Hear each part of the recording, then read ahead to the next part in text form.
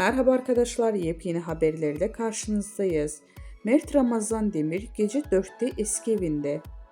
Mert Ramazan Demir kız arkadaşıyla sabaha karşı 4'te Cihangir'deki eski evine girerken görüntülendi. Cihangir'de oturan Mert Ramazan Demir geçen yıl sevgilisi Afra Saraçoğlu ile birlikte Ulus'taki bir eve taşınmıştı. Ünlü oyuncu eski evine geri döndü. Mert Ramazan Demir geçtiğimiz çarşamba gecesi saat 4'te Cihangir'deki evine girerken görüntülendi. Üstelik yalnız değildi. Çarşamba akşamı Cihangir'de giren Mert Ramazan Demir mekandan sabaha karşı genç bir kadınla ayrıldı.